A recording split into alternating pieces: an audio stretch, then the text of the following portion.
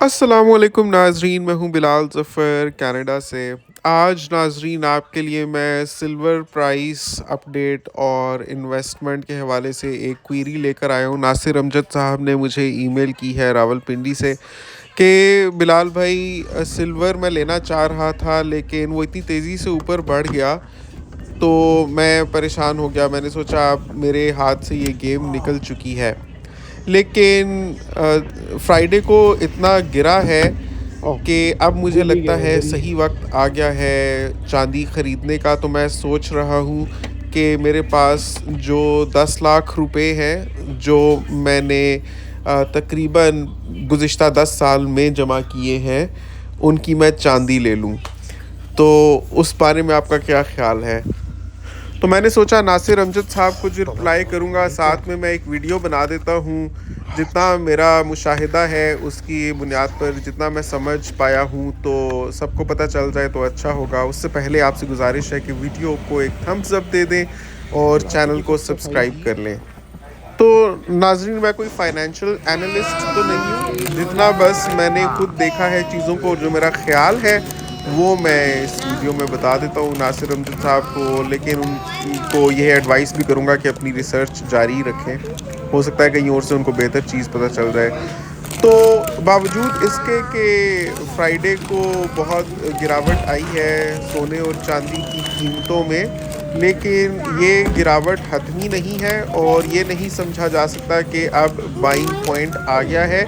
क्योंकि अगर आप गुज़िश्ता 3-4 महीने का ग्राफ देखें चांदी का, तो ये इतनी ज़्यादा ओवर प्राइस्ड हुई थी कि अभी जितना डिप आया है वो भी कोई मार्केट करेक्शन नहीं है, बल्कि वो अभी ऊँट के मुंह में ज़ीरे के बराबर है। इसमें मज़ीद करेक्शन आने की ज़रूरत है। बहुत रील्स भी गुज़िश्ता दिनों मेरी नज़र से गुज़र रही थी कि सुनार कह रहे थे कि गिरेगा तो गिरेगा, लेकिन गिरने से पहले जो चढ़ रहा है तो मुनाफा नहीं कमाना। तो अगर किसी बंदे ने 10 साल जोड़ जोड़ के 10 लाख जमा कर ही लिए हैं किसी तरह पाकिस्तान में, तो ये एक बेवकूफ़ाना कदम होगा कि वो जाकर फ़िज़िकल टेंजिबल चांदी ख़रीद ले। चाहे अब जब वो समझ रहा है कि प्राइस गिर चुकी है तो वो ख़रीद रहा है कि अब बढ़ने का मार्जिन है। क्योंकि अभी जो आप पाकिस्तान में सुनार से जाकर चांदी ख़रीदेंगे ना, वो आप स्पॉट प्राइस पर नहीं बल्कि सुनार का मुनाफा सुनार रखते हैं और प्रीमियम के साथ आपको बेचते हैं।